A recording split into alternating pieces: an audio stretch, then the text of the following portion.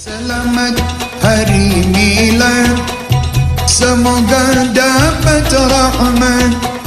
Selamat hari milad, semoga dapat rahmat dari Allahu Ahad hingga hidup selamat.